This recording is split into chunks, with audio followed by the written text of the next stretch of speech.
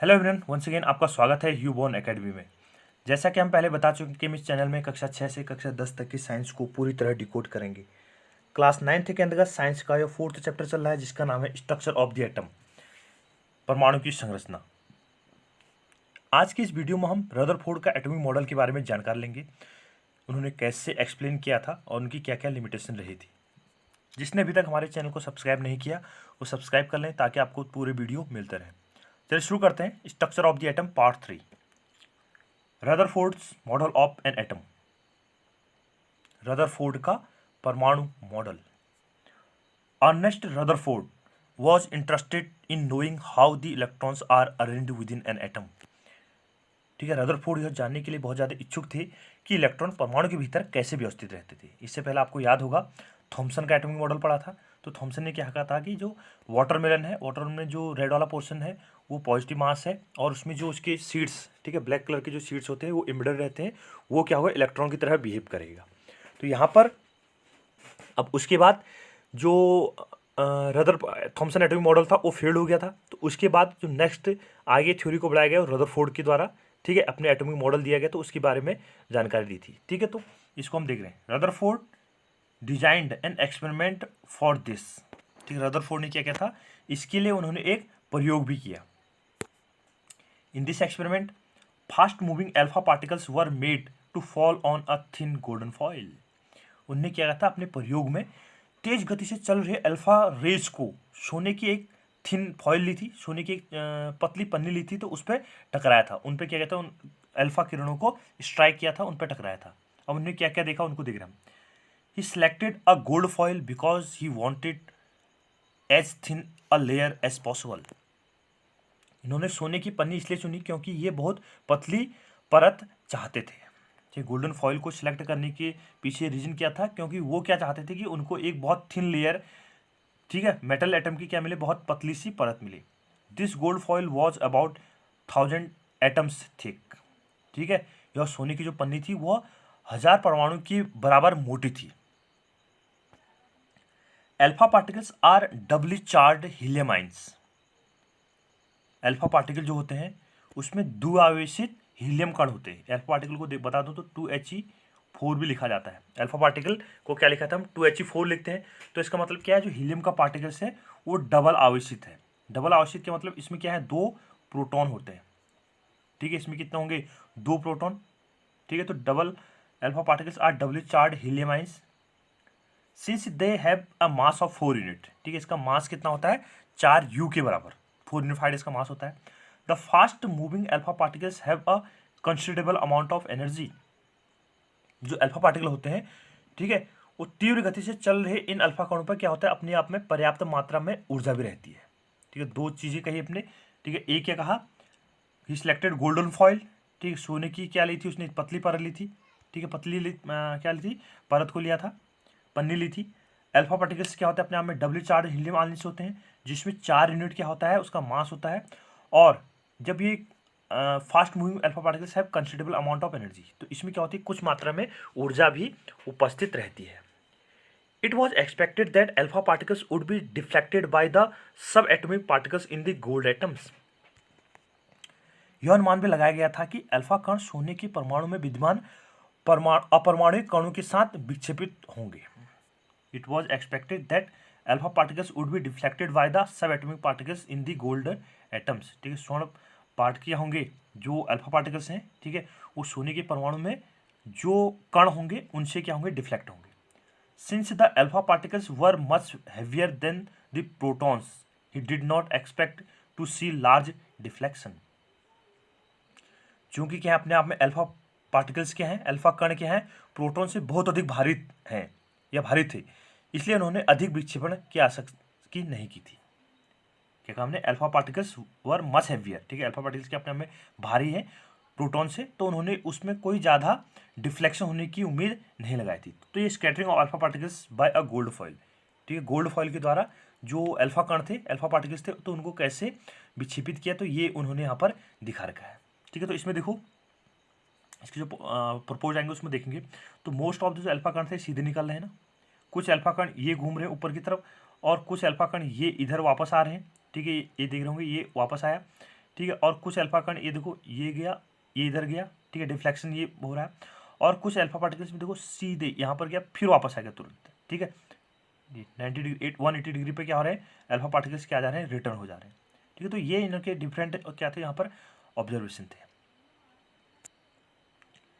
But the alpha particles scattering experiment gave totally unexpected results, ठीक है। जैसे Rutherford ने उम्मीद लगाई थी कि ऐसा होगा, लेकिन उनकी तुलना में, ठीक है, तो अल्फा जो प्रकरण था, ठीक है, उनके एक्सपेरिमेंट से आशा जो उनने एक्सपेक्ट किया था कि ऐसा होगा करके, उसके परिमाण उसकी तुलना में बहुत ज़्यादा डिफरेंट थे।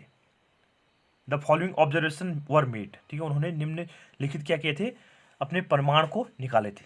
First, most of the fast moving alpha particles fast straight through the gold foil, तेज गति से चल रहे अधिकतर अल्फा कण, ठीक है, अल्फा पार्टिकल्स सोने की जो पन्नी थी, सोने की जो पतली पन्नी थी, उसको सीधे निकल गए, ठीक है, उसमें कुछ भी डिफ्लेक्शन नहीं आया, वो सीधा आगे निकल गई। ये देख रहे हैं ना आप, तो मोस्ट ऑफ द पार्टिकल्स ये सीधे निकल रहे हैं, ये तो मैक्सिमम जो पार्टिकल्स हैं सीधे आगे निकल जा रहे हैं, ठीक है। तो ये इन्होंने देखा कि उसमें से जो मोस्टली अल्फा पार्टिकल्स थे वो बिना किसी ऑब्स्ट्रक्शन के सीधे आगे निकल गए थे। Some of the alpha particles were deflected by the foil by small angles, उसमें से क्या थे, जो कुछ अल्फा कण थे वो गोल्डन फॉइल के द्वारा छोटे कोण पे विक्षेपित हुए थे, डिफ्लेक्ट हुए थे, स्मॉल एंगल्स पे क्या हुए थे, डिफ्लेक्ट हुए थे।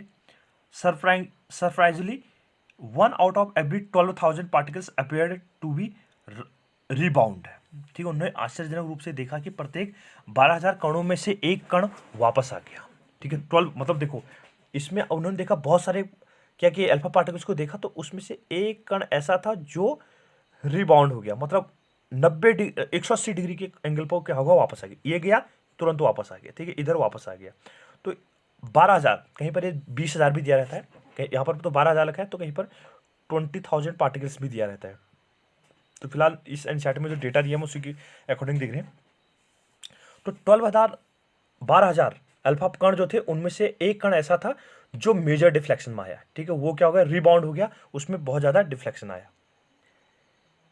इन the words of Rutherford, this result was almost as incredible as if you fire a 15-inch shell at a piece of tissue paper and it comes back and hits you, ठीक है। Rutherford के अनुसार यह परिणाम उसी प्रकार अविश्वसनीय था जैसे आप, ठीक है, आप क्या कर रहे हैं, एक 15 इंच के तोप के गोले को टिश्यू पेपर के टुकड़े पर मारते हैं और वह लौटकर आपको ही चोट पहुंचाता है, ठीक है। तो वो देखो कैसा है, किससे कंपेयर किया गया है। आप एक बुलेट चलाएंगे, ठीक है, एक गोली चलाएंगे, तो गोली टिश्यू पेपर में मारे हैं और उससे आप लग के वापस आप पर आ जाए, ठीक है, ये ऐसा कंपेयर किया गया, ठीक है। रदरफोर्ड को एक आश्चर्य हुआ कि ऐसा कैसे पॉसिबल हो गया, ठीक है। Let's think of an activity in an open field to understand the implication of this experiment, ठीक है। इस प्रयोग के निष्कर्ष को समझने के लिए खुले मैदान में एक एक्टिविटी करते हैं, तो इसको देखिएगा। Let a child stand in front of wall with his eyes closed, ठीक है। हमने क्या किया, एक बच्चे को, ठीक है, उससे कह दिया कि अपनी आंखों को बंद करें और उसको दीवार के सामने खड़ा कर दें।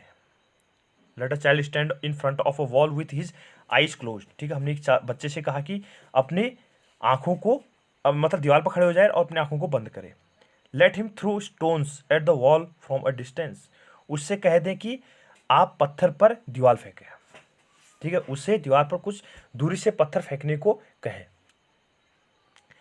He will hear a sound when each stone strike the wall, वह क्या करेगा, प्रत्येक पत्थर के दीवार से टकराने के साथ ही एक आवाज को सुनेगा, ठीक है। मतलब दीवार पर पत्थर फेंकेगा तो वो क्या करेगा, उसमें से जो साउंड प्रोड्यूस होगा वो उसको सुनेगा। If he repeats this 10 times he will here the sound 10 times, ठीक है। अगर वह इसको 10 बार दोहराएगा तो वो कितनी बार आवाज सुनेगा, 10 बार सुनेगा, ठीक है। जितनी बार पत्थर फेंकेगा तो उतनी बार क्या होगा, आवाज को सुनेगा। But if a blindfolded child were to throw stones at a barbed wire fence, most of the stones would not hit the fencing and no sound would be heard. लेकिन जब आंख बंद किया हुआ बच्चा, ठीक है, आंख बंद किया हुआ बच्चा तार से घिरी हुई चारदीवारी पर पत्थर फेंकेगा तो अधिकतर पत्थर उस घेरे पर नहीं टकराएंगे और आवाज नहीं सुनाई पड़ेगी। मत मान लो कोई एक अंधा बच्चा है, उससे कहें कि हम पत्थर फेंके, ठीक है, तो तार पर वो पत्थर फेंक रहा है, तार की फेंसिंग है तो उस पर पत्थर फेंक रहा है तो उसको कोई भी आवाज प्रोड्यूस नहीं होगी। This is because there are lots of gaps in the fence which allow the stones to pass through them. यह इसलिए हो रहा है क्योंकि घेरे के बीच में बहुत सारे खालिस्तान है, बहुत सारे खालिस्तान उपस्थित हैं जिनसे, ठीक है, पत्थर क्या होगा, सीधे बाहर निकल जाएगा। ठीक है, उसमें क्या होगा, जितना खालिस्तान होगा तो पत्थर क्या होगा, आसानी से बाहर निकल जाएगा। Concluded from the alpha particle scattering experiment that, ठीक है, रदरफोर्ड ने इस अल्फा स्कैटरिंग जो एक्सपेरिमेंट था उसकी बेस पे क्या निष्कर्ष निकाले, क्या उनके परिणाम रहे, तो उसके बारे में दे लें हम। फर्स्ट, ठीक है, इसके पॉइंट्स हैं, थ्योरी के पॉइंट्स, इनको याद रखिएगा, पूछे जाते हैं पेपर में। Most of the space inside the atom is empty because most of the alpha particles pass through the gold foil without getting deflected. ठीक है, उन्होंने देखा, रदरफोर्ड ने देखा कि परमाणु के भीतर का जो अधिकतर भाग है वो क्या है, खाली है, क्योंकि जो मोस्ट जो अल्फा पार्टिकल्स थे वो बिना विक्षेपित हुए, बिना उनमें डिफ्लेक्शन हुए सीधे उस गोल्ड फॉइल से पार हो गए थे। ठीक है, मैक्सिमम अल्फा पार्टिकल्स पार हो गए थे ना, तो उनने क्या किया था, उसमें बहुत ज़्यादा क्या है, खाली एम्प्टी स्पेसेस, ठीक है, उसमें क्या है, खालिस्तान उपस्थित है। Very few particles were deflected from there path. उन्होंने देखा कि बहुत कम कण अपने मार्ग से पे क्या हो रहे हैं, डिफ्लेक्ट हो रहे हैं, विक्षेपित हो पा रहे हैं। Indicating that the positive charge of the atom occupies very little space, जिससे यह निष्कर्ष निकलता है, यह ज्ञात हो पाता है कि परमाणु में धनावेशित भाग भी बहुत कम है। ठीक है, एक तो क्या कहा उसमें, जो अल्फा पार्टिकल्स थे वो मोस्टली पार हो गए थे सीधे, ठीक है, अल्फा पार्टिकल्स सीधे पार निकल गए थे, तो उसके बेस पे उन्होंने कंक्लूड किया था कि जो एटम है उसमें मोस्टली जो स्थान है वो खाली है। कुछ जो पार्टिकल्स थे वो स्मॉल एंगल पे क्या होते, डिफ्लेक्ट हो रहे थे। ठीक है, इस ढंग से आपको याद होगा, तो इस ढंग से क्या हो रहा था उसमें, ठीक है, इन एंगल्स पे कुछ अल्फा पार्टिकल्स क्या थे, इस ढंग से डिफ्लेक्ट हो रहे थे। तो उन्होंने कहा कि जो उसमें पॉजिटिव चार्ज है वो भी क्या है, बहुत लिटिल, थोड़े से स्पेस में क्या है, उपस्थित है। Third conclude, a very small fraction of alpha particles were deflected by 1800 180 degree, sorry 180 degree है, 180 डिग्री, ये डिग्री का साइन था तो नीचे आ गया, ठीक है, तो 180 डिग्री है। तो क्या था, very small fraction of alpha particles were deflected bye 180 degree, indicating that all the positive charge and mass of the gold atom were concentrated in a very small volume with in the atom. इसके आधार पर देखो 180 मतलब ये 12,000 particles, यहाँ पर 12,000 दिया हुआ, ऐसे 20,000 भी दिया रहता है, बताया था मैंने। तो 12,000 जो अल्फा पार्टिकल्स थे उनमें से एक पार्टिकल ऐसा था जिसमें मेजर डिफ्लेक्शन आया था। ठीक है, जो 180 डिग्री के कोण पर, ठीक है, 180 डिग्री के एंगल पर क्या हो रहा था, डिफ्लेक्ट हो रहा था। ठीक है, indicating that the positive charge and mass of the gold atom were concentrated in a very small volume with in an atom. ठीक है, बहुत ज़्यादा, जिससे हमने क्या कहा था, 112,000 जो अल्फा पार्टिकल्स होंगे या 20,000 जो अल्फा पार्टिकल्स होंगे, उसमें से एक पार्टिकल ऐसा होगा जो 180 डिग्री के कोण पर क्या होगा, विक्षेपित होगा, जिससे यह निष्कर्ष निकाला जाता है, यह इंडिकेट किया जाता है, संकेत मिलता है कि गोल्ड के परमाणु का पूर्ण धनावेशित भाग और द्रव्यमान परमाणु के भीतर बहुत कम वॉल्यूम में ही क्या है, सीमित है। From the data he also calculated that the radius of the nucleus is about 105 times less than the radius of the atom। इसके आधार पर उन्होंने यह भी निष्कर्ष निकाला था कि न्यूक्लियस की जो त्रिज्या परमाणु की त्रिज्या से 10 की घात 5 गुना अधिक होती, छोटी होती है, 10 to the power 5, 105 टाइम्स नहीं है, कितना है, 10 की पावर 5। तो from the data he also calculated that the radius of the nucleus is about 10 to the power 5 times less than the radius of the atom. ठीक है, उन्होंने यह निष्कर्ष निकाला अपने डेटा से कि नाभिक की त्रिज्या पर परमाणु की त्रिज्या से 10 की पावर 5 गुना छोटी होती है, स्मॉलर वैल्यू होती है। On the basis of his experiment Rutherford put forward the nuclear model of an atom which had the following features. ठीक है, अपने प्रयोगों के आधार पर रदरफोर्ड ने परमाणु का नाभिकीय मॉडल, न्यूक्लियर मॉडल को प्रस्तुत किया, जिसके कुछ निम्नलिखित लक्षण थे। देख रहे हैं हम, पहला, there is a positively charge centre in an atom called the nucleus nearly all the mass of an atom resides in the nucleus. क्या कह रहे हैं हम, there is a positive charge centre in atom called the nucleus. परमाणु का केंद्र धनावेशित होता है जिससे नाभिक कहा जाता है। Nearly all the mass of an atom resides in the nucleus, ठीक है, जिससे परमाणु का लगभग संपूर्ण द्रव्यमान उसी नाभिक में नियत रहता है। The electron revolve around the nucleus in A well defined orbit. जो इलेक्ट्रॉन होते हैं वो नाभिक के चारों ओर, ठीक है, वेल डिफाइंड, ठीक है, वेल डिफाइंड का मतलब क्या है, इस वर्ड को याद रखिएगा, ये कुछ लिमिटेशन बनती है इसकी बात। The electrons revolve around the nucleus in A well defined orbits. Electron नाभिक के चारों ओर, ठीक है, वर्तुलाकार मार्ग में क्या होते हैं, चक्कर लगाते हैं। The size of the nucleus is very small as compare to the size of the atom. नाभिक का आकार परमाणु के आकार की तुलना में बहुत कम होता है। क्या काम है, the size of the nucleus is very small as compare to the size of the atom. ठीक है, एटम की तुलना में जो नाभिक है, न्यूक्लियस है, उसका जो आकार है वो बहुत ही छोटा होता है। Drawbacks of Rutherford model of the atom. ठीक है, रदरफोर्ड मॉडल की कुछ ड्रॉबैक्स हैं तो उसको भी हम देख लेते हैं। The orbital the orbital revolution of the electron is not expected to be stable. ठीक है, वर्तुलाकार मार्ग में चक्कर करते हुए इलेक्ट्रॉन स्थायी हो पाना संभावित नहीं है। ठीक है, न्यूक्लियस है तो इलेक्ट्रॉन अगर इसके वर्तुलाकार ऑर्बिट में क्या हो रहा है, घूम रहे हैं, तो ये क्या है, अपने आप में जो इलेक्ट्रॉन है वो स्टेबल नहीं होंगे। Any particles in a circular orbit would undergo acceleration. अगर कोई भी पार्टिकल, आवेशित पार्टिकल, ठीक है, आवेशित कण गोलाकार ऑर्बिट में, कक्षा में त्वरित होगा। ठीक है, उसमें क्या होगा, कुछ न कुछ एक्सेलरेशन होगा। अगर घूम रहा है तो उसमें क्या होगा, कुछ न कुछ त्वरण होगा, एक्सेलरेशन होगा। During acceleration charge particles would radiate energy. अगर वो कण क्या हो रहा है, त्वरण हो रहा है, उस कण में क्या त्वरण है, तो त्वरण के दौरान उसमें आवेशित कणों से ऊर्जा का विकिरण होगा, उसमें एनर्जी क्या होगी, रेडिएट होगी। Thus, the revolving electron would lose energy and finally falls into the nucleus. इसलिए इस प्रकार स्थायी कक्षा में घूमता हुआ इलेक्ट्रॉन अपनी ऊर्जा विकृत करेगा और नाभिक से टकरा जाएगा। If this were so, यदि ऐसा हुआ तो the atom should be highly unstable and hence matter would not exist in the form that we know. अगर ऐसा होता है तो परमाणु अस्थिर होगा, जबकि हम जानते हैं कि परमाणु क्या अपने आप में स्थायी है। You know that atom is quite stable. ठीक है, अगर क्या होगा, ऐसा होगा, अगर वो एनर्जी को लूज करेगा तो परमाणु क्या होगा, अपने आप में अनस्टेबल हो जाएगा। एटम क्या होगा, अपने आप में अनस्टेबल होगा। लेकिन हम जानते हैं कि एटम क्या अपने आप में स्टेबल है।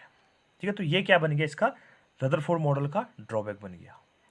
ठीक है, थोड़ा यहाँ पर रदरफोर्ड के बारे में दिया गया तो इसको हम देखते हैं। ठीक है, रदरफोर्ड साइंटिस्ट थे तो जिन्होंने एटॉमिक मॉडल को दिया था, तो उनके बारे में यहाँ पर क्या स्टेटमेंट लिखा हुआ है। E Rutherford, Ernest Rutherford, time period कितना है इसका, 1871 से 1937। तो रदरफोर्ड जो साइंटिस्ट हैं उनका टाइम पीरियड यानी 1871 में उनका जन्म हुआ और 1937 में उनकी मृत्यु हुई, ये वाला टाइम पीरियड दिया हुआ है। Was born at a spring Grove on 30 August 1871। Rutherford का जो जन्म हुआ 30 अगस्त 1871 में, ठीक है, स्प्रिंग ग्रोवा में हुआ था, स्प्रिंग ग्रोव में हुआ था। He was known as the father of nuclear physics. याद रखिएगा, वर्ड जी का भी है। उनको नाभिकीय भौतिकी का जनक माना जाता है, न्यूक्लियर फिजिक्स का फादर माना जाता है। He is famous for his work on radio activity and the discovery of the nucleus of an atom with in the gold foil experiment. क्या बोला हमने इसको, एक तो क्या बोला हमने इनको, रदरफोर्ड जो साइंटिस्ट है उनको क्या बोला हमने कि वो अपने आप में क्या है, न्यूक्लियर फिजिक्स के जनक हैं और रेडियो एक्टिविटी, रेडियोधर्मिता पर अपने एक्सपेरिमेंट योगदान देने के लिए और गोल्ड फॉइल एक्सपेरिमेंट करने के लिए, जिससे क्या किया था, उन्होंने नाभिक की खोज की थी, उनके लिए प्रसिद्ध थे। He got the Nobel prize in chemistry in 1908। ठीक, 1908 में इनको केमिस्ट्री का नोबेल प्राइज मिला था। ठीक, याद रखिएगा, केमिस्ट्री का नोबेल प्राइज मिला है रदरफोर्ड को। तो इसका मतलब क्या है, इनने जो थ्योरी दी थी वो बहुत हद तक क्या थी, सही थी। ठीक, अब देखो जैसे जैसे खोज आगे बढ़ती जाती है तो उसके बाद कुछ सबकी थ्योरी के कुछ लिमिटेशन आते जाते हैं, तो उसके बाद नई थ्योरी आगे बढ़ती जाती है। इसके बाद जो नेक्स्ट मॉडल आएगा वो हमारे पास बोर का एटॉमिक मॉडल आएगा। थैंक यू, वीडियो को लाइक कीजिए, शेयर कीजिए और चैनल को सब्सक्राइब कीजिए।